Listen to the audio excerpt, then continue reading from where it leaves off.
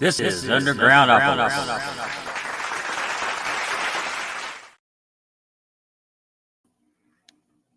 Hey, everybody, fiends, friends, and I do say fiends because we are fiends of Underground Opera, because there is a discussion group, Fiends of Undergroundopolis. I always try to get people to join it. So far, we've only had just a couple of spammers get in there and try to tell you that some celebrity died, but we get those out of there quick. And when I figure out how to make that group not public, well, I probably think I'll be able to eliminate it altogether. Tonight's going to be a good one.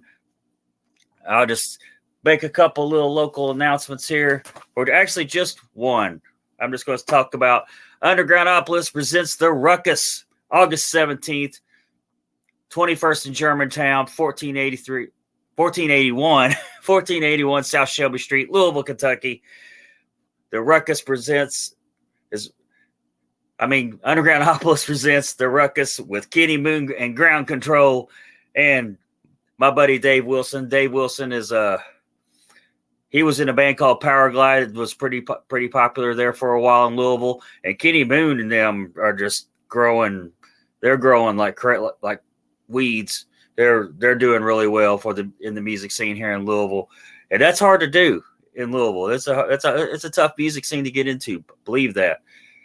And that's pretty much my only announcement tonight. My guest, I met down there with Jesse and the Hog Brothers, my band Jesse and the Hog Brothers down in Nashville. This guy, he was playing drums for Rusty Nuts, but then he came out front and played some songs, and he's really good. And by the way, Rusty Nuts, I'm the guy that stole your set list, just so everybody knows. And what the hell? We'll just bring him right on. Tell us who you are, where you're from. Well, I'm back at home right now. I'm in North Carolina, down there near Asheville, between Asheville and Boone, a little town kind of close to Marion, North Carolina. So, are you playing with Rusty Nuts? Hours away from Nashville. Oh, do you play with Rusty Nuts quite a bit? Yeah, man, I've become Rusty's drummer on most of the time, and we reconnected about a year ago now, and I met Rusty back in the day. He's a hometown dude, and he had moved to Nashville, and I played with him a couple times back, years ago, and I hadn't seen or heard from him in a long time, and I was out in Nashville hanging out, and he hit me up and was like, "Hey, man, I'm living out here now. Let's hang out." So we started, going to shows and stuff like that. And eventually he said, let's just get it back together, and started producing a record for me. And we're getting ready to do one of his records. We're getting ready to do a new one for him. And which I'm excited because I think he's been out of it for too long. He needs to get back in there. And so we got all sorts of ideas we're going to cook up and things we're going to play with. And what's fun is the artwork for me. So, I like when we take pictures of Burt Reynolds from Playgirl, and crop his face on there, What is your latest single? Is that Ballad of the Freebird? Ballad of the Freebird, yeah. Then that's the new single just come out. That's the first one off the record, produced by Rusty Nuts. That's my debut album.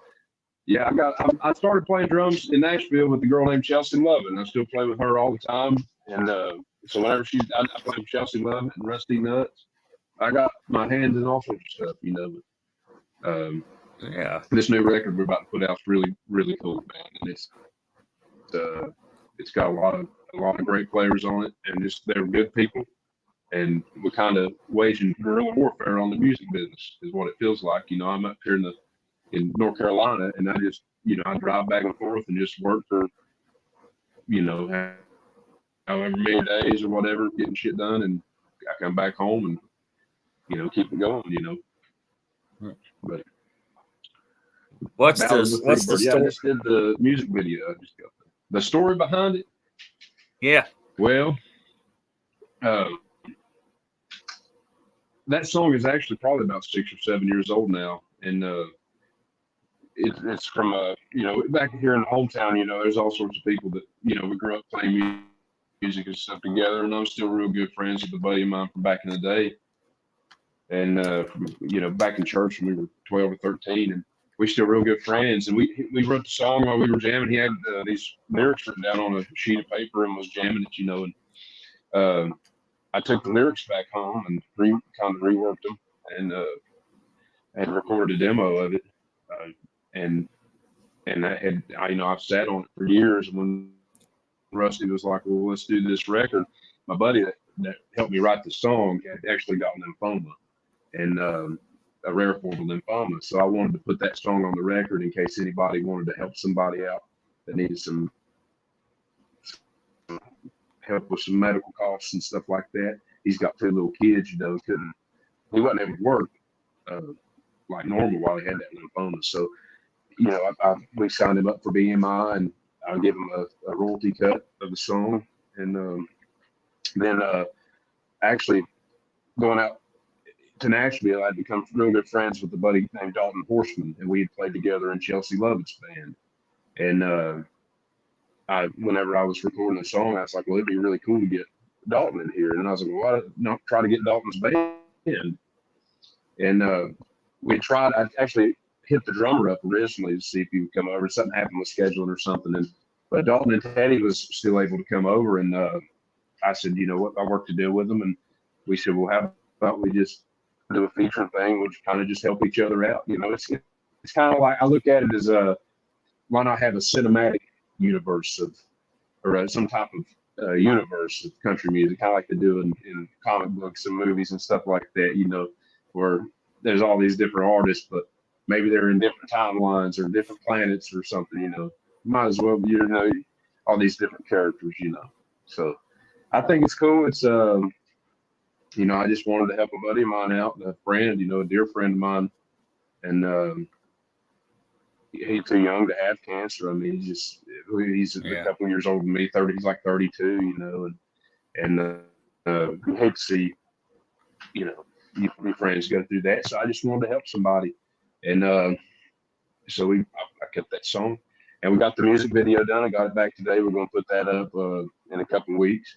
And I've got another single coming out soon in the next couple of weeks. And then the whole release is coming out. So just be on the lookout. I also just put a bunch of old music up from back in the day when I was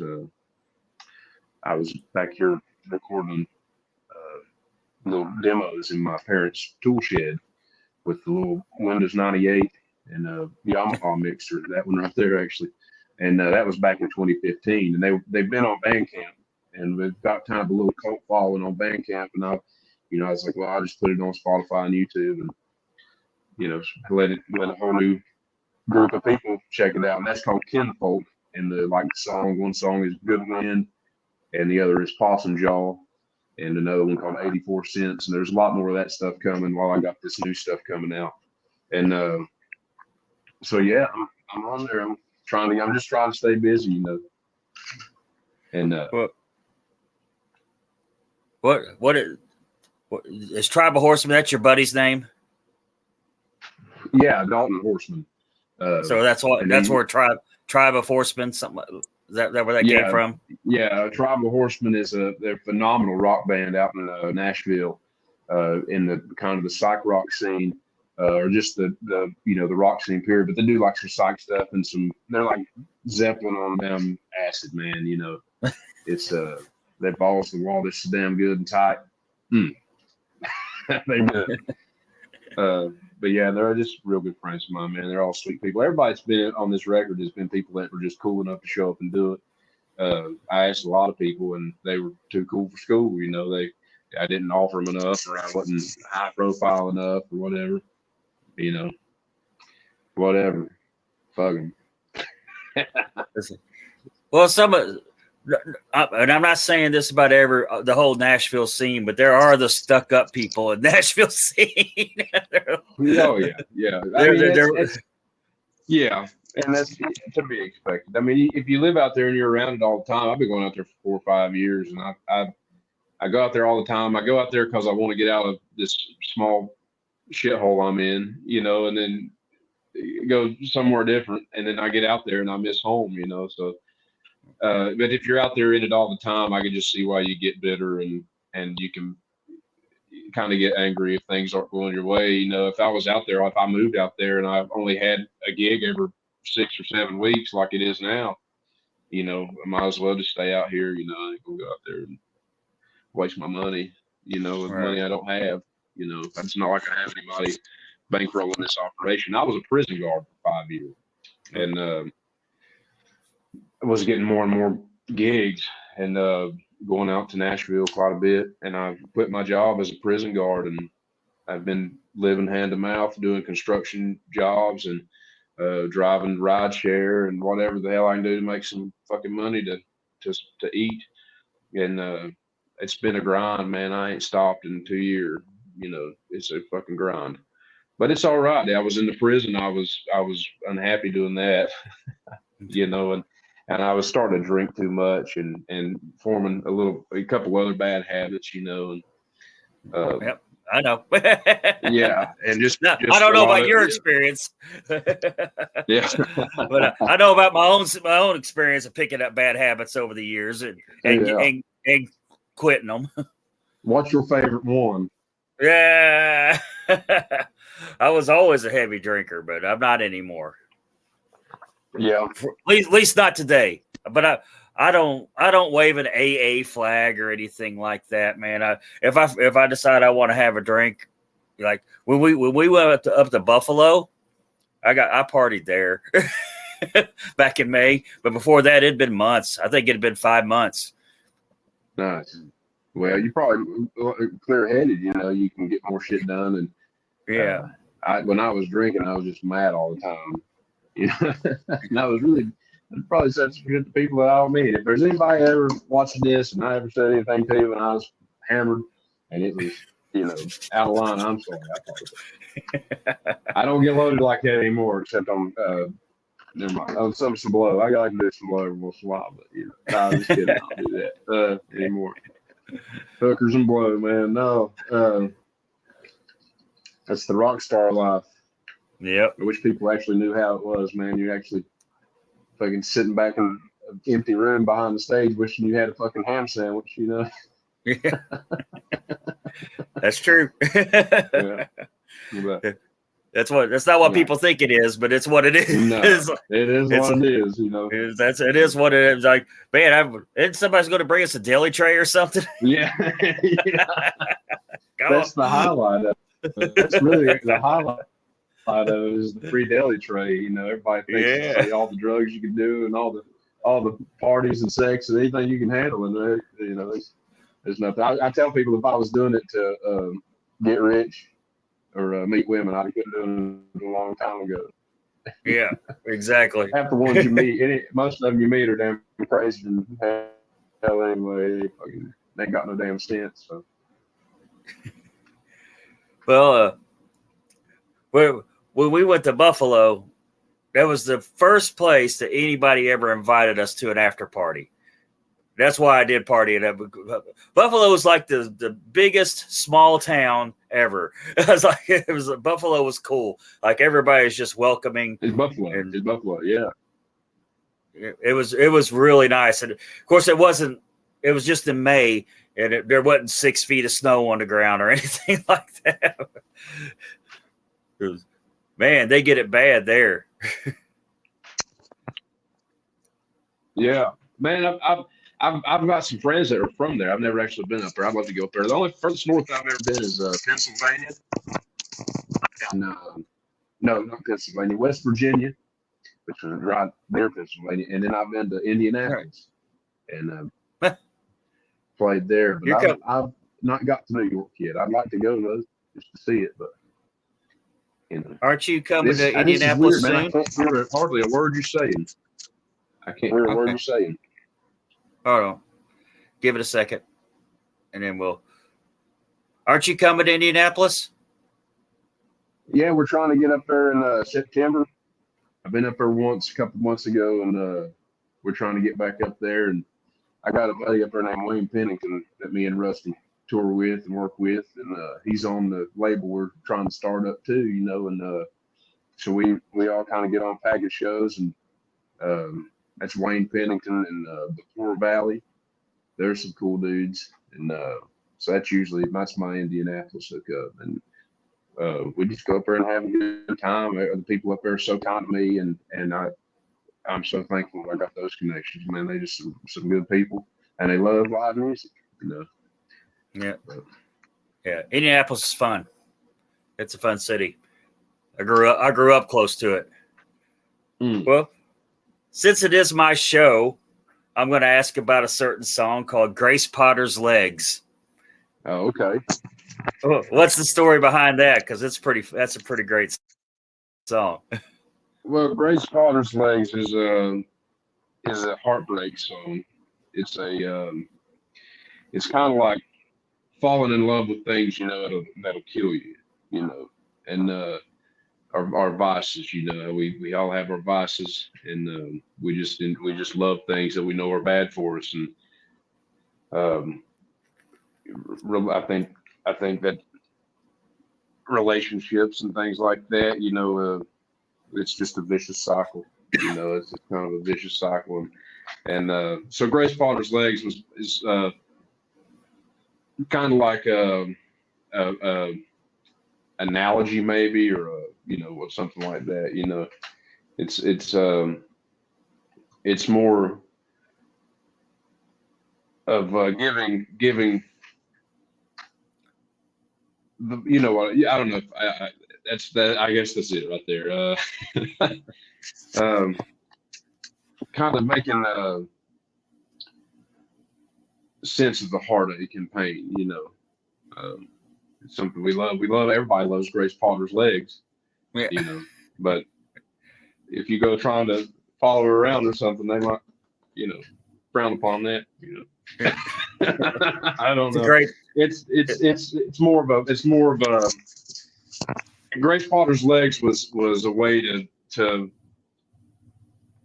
change the name of somebody else in a way, you know, and it wasn't necessarily somebody in particular. It was just, you know, a beautiful women in general, you know, or you know, the person that you love or want to love in general, you know. It wasn't it's not like, I didn't mean any disrespect when I wrote the song at all, you know. I actually tried to hit her management up. I sent them like I sent them 3 different messages explaining the whole thing, and I could read that. I could read you what I sent to her, and I actually had typed out this whole thing that I'd sent them, and it was kind of like what I just tried to say there, but absolutely failed. But they never did hit me up, and after the 3rd or 4th message, I just decided to put it out because it was the first thing I put out, and it was just some throwaway recordings. They were just acoustic or whatever, you know, just to get the Spotify set up and everything.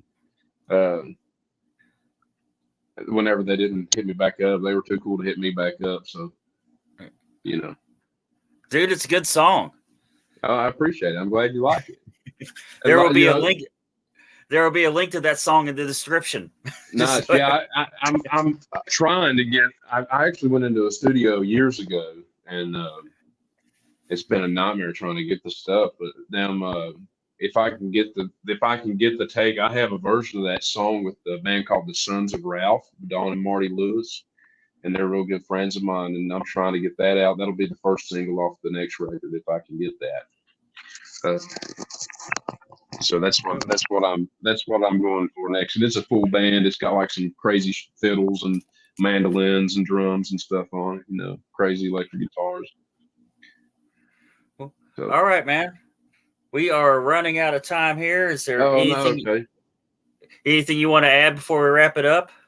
Indeed, I appreciate you having me on here, and it's good to see you again. And hopefully we can hang out sometime.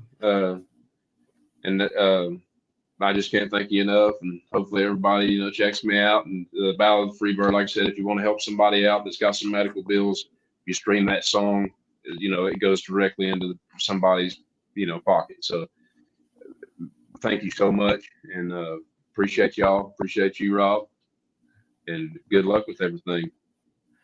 Well, man, if you're watching this on YouTube, please hit the subscribe button, ring the little bell. If you're listening or watching on Spotify, hit the follow or any wherever you listen to podcasts. And I'm your host, Rob Lyon, signing off. Peace out. Thanks.